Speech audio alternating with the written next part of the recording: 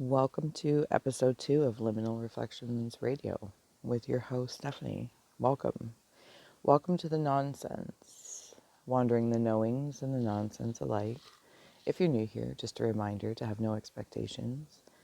As we soar, we saunter, looking for no answer, no quest, no aim or direction. But I do want to bring you into the space in which I'm at now. And as I sit with you here, with the Inkblot as our muse, there's something different about this one. It is inspired by our May live that just had happened, and it stood out.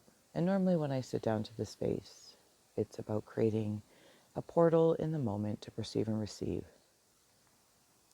But the May live Inkblot stood out, and I acknowledge that. It was kind of like aftershocks, and it was quite a spicy and feisty live session, if you were there, but it did end up on a very kumbaya. So it was, well-rounded. But because it stood out to me, I thought, well, I'm going to listen and I'm going to step back in. As we know, Inkblots in any way, shape, or form, or really any sort of artistry is timeless, right? And so I decided to sit with this. It is currently 3:33 in the morning. I'm having a smoke in the dead of night or in the wee hours. And here I am sitting with you now. Now this Inkblot is also enhanced with a background, and it is available as a print only to the mailing list mobsters. If you are part of the mailing list, you can check out the members area in the drop-down list of the website at the House of Scrying. Let's get into it. Let's saunter, let's soar. There's very much so a space of the shaman within and what that may mean. Now, whether you identify, acknowledge, appreciate the various forms of what shaman may mean, that's for you. But for me in this moment, it's about honoring the journey within. To wander into the underbelly, the undergrounds, the universes above, around the layers of self, soul, and spirit, welcoming and inviting, whether it's herbs, plants, animals, to be signs and symbols, externalized as synchronicities, to acknowledge, affirm, validate, or spark a direction, change. But it's deep. It's vibrant with this cobalt blue, with a crown at the top that's marked between two mountains. The valley between two mountains is where I'm currently being asked to notice. And it's a beautiful thing. I'm not rushing to work my way into it as well. And I'm also seeing it as a V-neck t-shirt of sorts. And there's different kinds of t-shirts. There's crew necks, there's turtlenecks, cowl necks, and also V-necks. Do you hear the deer tails in the background? Maybe, hopefully. But this blooming cobalt blue with a massive heart in the center, and it feels a little, there's a ward here, and same thing with any of the terms, please wander them for yourself. And if anything stands out, whether here, anywhere else that you're hearing terms, if they inspire a journey to read a book, to look within the self, whatever the case is, that's for you. But this feels like a ward on the heart, maybe even the name. This feels protective in nature, maybe not so much defensive or offensive, but just a wisdom, I'm going to say. A wisdom at work that says, my heart is open, and maybe in the spirit of unconditional.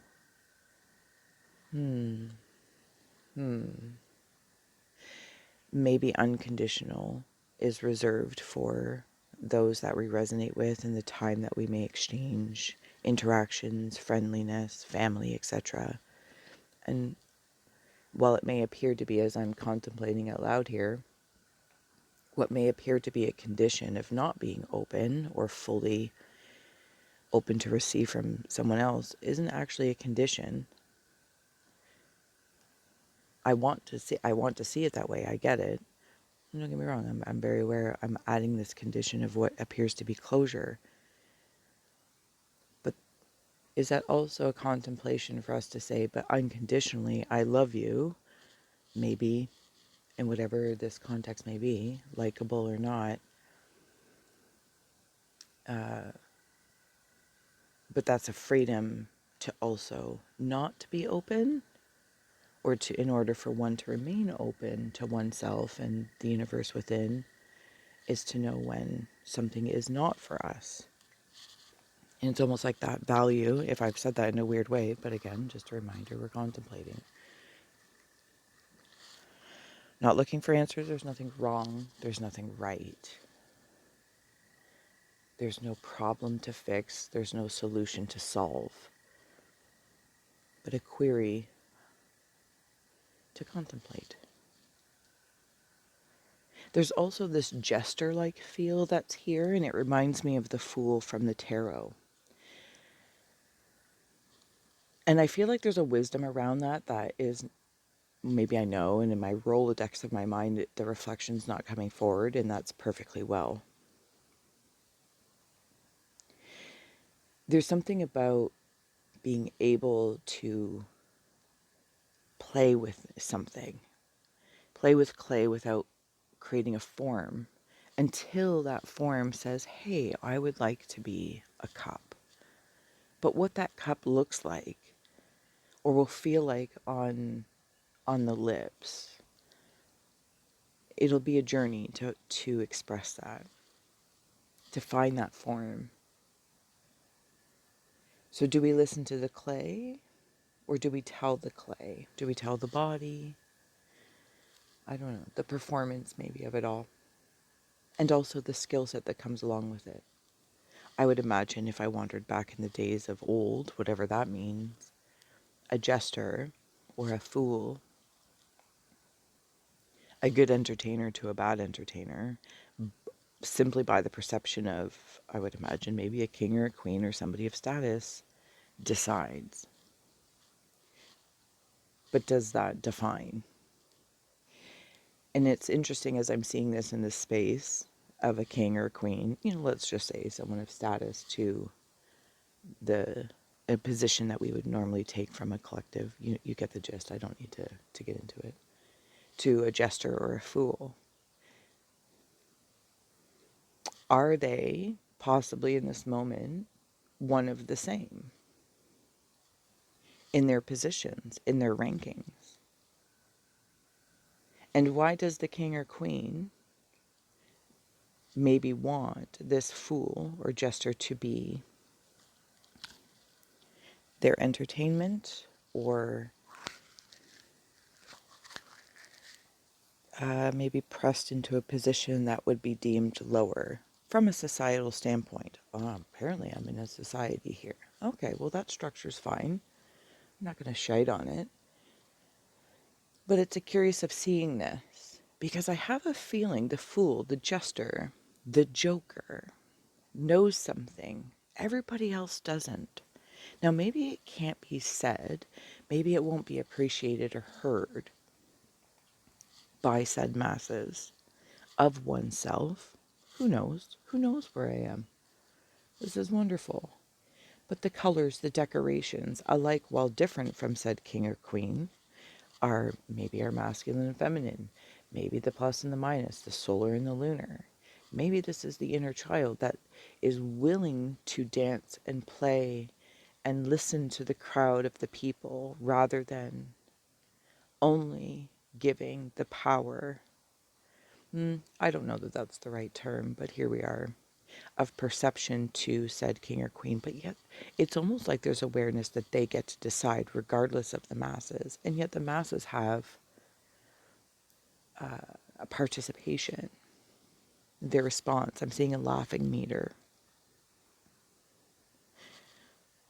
But where But where does this version fit within I, you, we, me?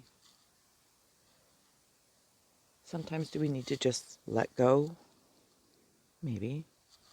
The seriousness of it all.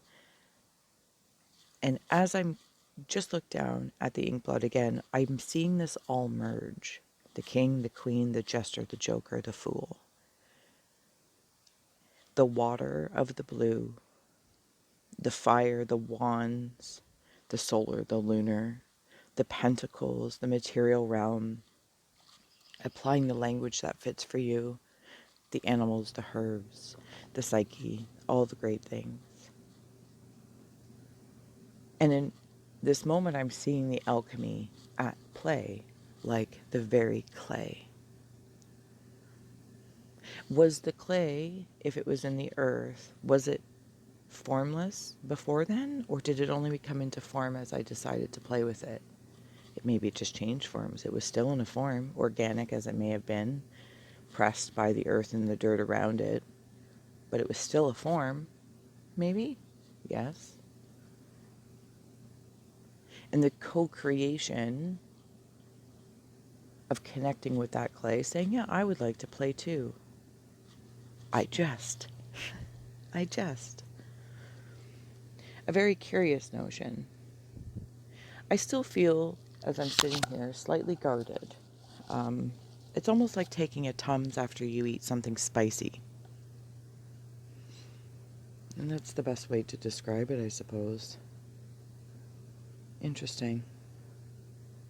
There are some bluebirds here that are nesting, best friend's heart, and a reverb of solar and lunar extensions. And I'm seeing this in like a wide-legged seated pose where you would reach your toes. And an opening at the root space to hear that inner earth of self. And maybe that's where the royalty of the root space of the said king and queen, and remembering that of oneself, that we get to decide. And while that decision may be going back to the king and the queen, looking at this jester, joker, but it doesn't define based on the fool's direction. And I have a great appreciation for this moment. Whether or not I am doing a good or not good job of expressing said thing, but again, reminding myself, it's all good. There's nothing to say, do, or be to try and form it.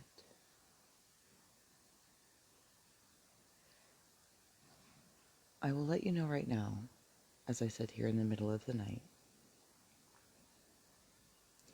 as I spoke said words, off in the deep depths of the dark corner of the property, there is just a kerfuffle.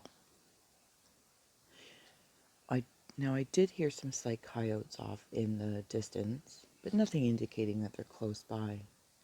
But there's blatantly, maybe it's a raccoon in the garbage can of my neighbor's. But now I have my eye out, because it's very dark over there, and we don't want something creeping up on us. I have flipped the Inkblot. Deep breath, exhale. This sparks me to remember the times in the journey within expressed the journey without. And if you look back on your own history, decisions, experiences, jobs, titles, positions, etc. But I can speak for myself that while one thing might have been a priority or a focus, maybe I was at a job, administration in my case, while it was of service and I was good at it, I didn't like it, and it's not what I didn't want to keep doing it, but I was very grateful in the moment as it supported other interests as a vein. And throughout my experience, I've always had of this existence, I've always had a fascination with life or death. And that's not to, like in a weird way, just very apparent on the surface, always is, it's here. whether it was a mom and dad situation, a plus and minus religion to, like, my one side of the family was very, Catholic, the other side, gypsies, kind of open, healers, mediums, and what appears to be at odds from a very young age. I didn't understand why it was at odds when they were the same, but with different language. Their devotion, their dedication, their rituals, their actions or otherwise. And I was always very confused by the adults when I was young. Nothing seemed to really make sense that came out of their mouth. I'm not saying it was malicious or nefarious in any way, it just simply was. I was a child. I'm like, it makes no sense. But okay, I will trust you to guide. And in the spirit of that life and death as well. Just the polarities of it all. And as I'm gazing at this inkblot in the reverse, it's almost like seeing feathers. Yeah, feathers, that's what I'm going to say. Instead of a crown on the one side, now it's feathers. More shaman-like, or at least what is depicted stepping forward from a culture that may fit. And there are shoulder pads. There's also bananas here. So maybe something about potassium. But the eyes of seeing all of this come together. And it's bringing me into the journey to see, to look back, big picture, like a map. And well, X marks the spot you are here. I'm going back in time and I'm seeing that while I was doing different jobs, and many of the jobs I was in, I stayed in for a long time. Like I just tend to be like, loyal that way. I want to go the distance, I want to rise in the ladder. I want to try different departments. I'm definitely one of those people. So, if the quote unquote higher you go, you always have an understanding of, I felt that I wanted to be able to appreciate as many positions as I could along the way for perspective. But at one point in time when I was in an area of administration, again, it was supporting, being able to eat and do. But I wandered off into, well, if I'm good at administration, maybe funeral service. Because again, I have a fascination. It's very empathically like compassion for it. And I took a course, I studied, and then I tried to get to invite myself, really, to invite myself into the funeral world. And they did not want that. Very closed world in my area. And very mobster-like, you're not a part of the family, you weren't born into it type thing. And I'm like, oh my gosh. But it was quite a journey to be like, wow. And that was okay. It was okay because simultaneously, the other world of mine was yoga, Thai massage, energy work, etc. Because it's also how I grew up with a psychic medium mother. So I thought, well, I'll also, maybe I'll tap into this area. And I did. And Thai massage, energy movement. It was amazing. But at one point in time, it came to a crux of having to choose. I had been pursuing, while I was still working in a whole other job and doing the responsible thing. And if you were to see me, you would be like, oh, that's the direction she's going. But really, there are these two other parts of me that were also doing other things that were supported by, anyway, you get the gist. And I had to choose at one point in time because the funeral industry seemed to be, like, no, no, no. But the holistic industry, if I may, was like, yes, yes, yes. And so I chose. It felt like a life or death. Do I choose to continue to support and want to be in the ritual and respect of death, a lot of emotions, or go what I saw as life, movement, energy work, etc. And I chose life. Lo and behold, I brought the death to the life part. I was that person, that guide, that teacher, that instructor that would do yoga in the graveyards out of respect for the dead because they're just like, love it.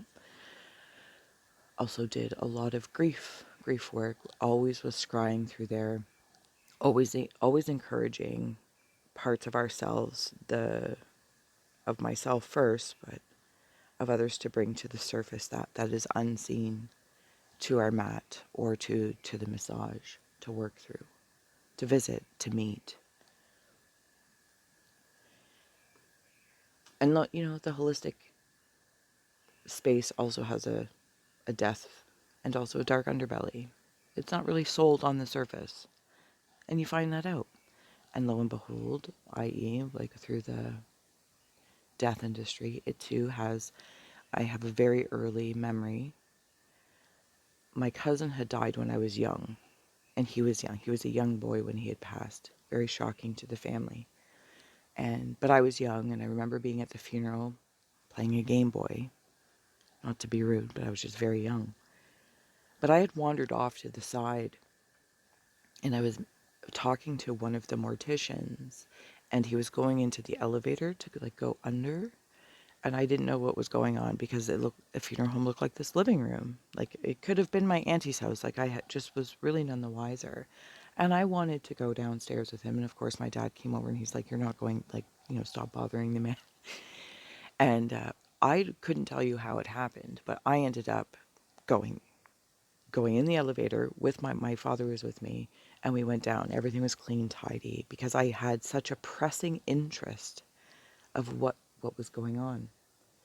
And I saw the tables, and everything was lovely. Like, I really don't want to make it creepy. It wasn't. It was a very educational moment that I had access at a young age to see under, in the basement of sorts where other work was being done, so that the surface could have as comfortable as one could be, as pleasant as it could be, as lush as it could be, to have this environment so that they could release, they could sit down in a comfortable chair and express and feel their emotions. And I really noticed that at a young age. And while the underneath was cold, a lot of steel, there's whatever the words are. So this apparent at odds, but I saw how they served each other. I saw the value of them from a very young age. Nonetheless, this Inkblot is bringing that forward. And maybe that's part of the shaman within as it's inspired the journey through that, reflections of time travel in the mind, the potentialities of how we'll perceive things in the future, the power dynamics between the past and the present, and how they converse looking at the fool of the future, the zero, the beginning. And maybe parts of us sometimes mock that, or they get excited with that and say, well, yes, we want to, parts of ourselves say, you are the brave one to do that, to be able to bring the jingle bells, to bring it forward.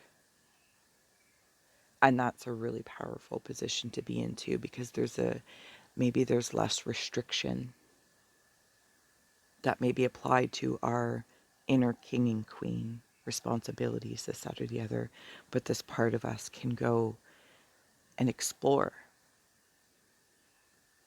And while the uniform of such of how colorful not only this Inkblot is, but it's infused with all the elements and the medicine wheels and the vortexes, it is armed with those things, but it's like camouflage as well. That I will not be walking out like a fool into a dark forest dressed as fire. I will merge with the environment and then step forward accordingly when you wish to be seen by that environment and to have the exchange. All right. Well, everything seems to have calmed down a little bit here. And it is now almost 4 o'clock in the morning. Thank you for wandering with me in this liminal reflection. Wherever we land, you're welcome to, if you are listening from the website or part of the mailing list, you are free to comment below. Never feel like you have to. I appreciate you listening and being here. Just sitting with me, having a smoke. Or not. Yeah, I feel like there's things I should say, but I'm just going to leave it here today. And until next time, thank you for listening to Liminal Reflections Radio, a personal podcast. Until then, so much love.